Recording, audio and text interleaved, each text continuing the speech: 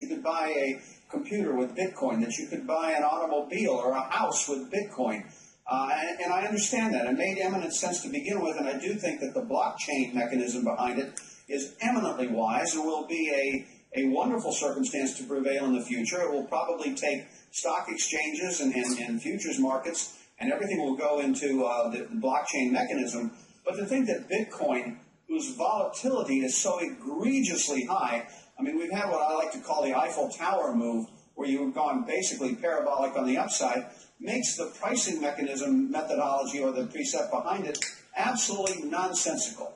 If you have a currency that or a pricing mechanism that moves 50%, and which Bitcoin did last week in the course of 48 hours, how do you buy anything? How can the seller stand for what he sold it for? How can the buyer stand what he or she has bought it for in a mechanism that's at 50%? Do you think that maybe this is Bitcoin has sort of a chicken and egg problem, Dennis, because the more Bitcoin is used as a pricing mechanism and not just traded on an exchange for sport, the more stability it will find in the market. So it's a matter of time before this sort of catches up as more and more. I mean, just I think a week and a half ago, a Japanese airline announced that Peach was going to accept Bitcoin as payment. So we are seeing more and more vendors accept Bitcoin as payment.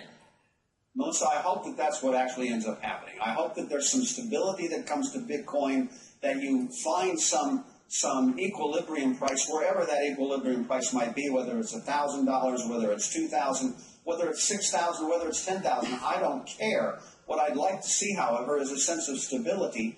And these sorts of market movements that we have seen, where Bitcoin has gone from pennies to what at one time last week I think it got to 2,700 per Bitcoin. That's that's nonsense. Can we be 2 years from now, when we settle prices down, probably at demonstrably lower levels than where we are right now, when the millennials have been taken out of their precious trade and have come a cropper, as it were, then perhaps it'll make some wisdom. Then there'll be some rationale behind it.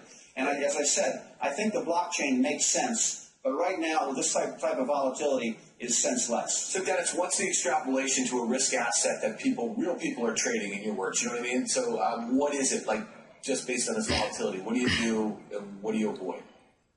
Well, I think you avoid trading Bitcoin unless you are just a punter who likes to punt. And for a punter, for a speculator, it's been a wonderful mechanism. It's been joy to behold. If you've been long, and remember, there is no way to get short of Bitcoin at this point, right. So it makes it basically a one-sided trade.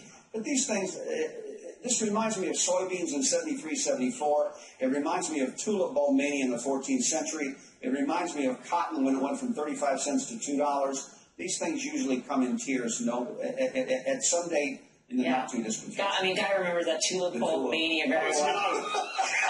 I was there for the tulip bulb mania in the 14th century. Good to see you, Dennis. Thank you so much.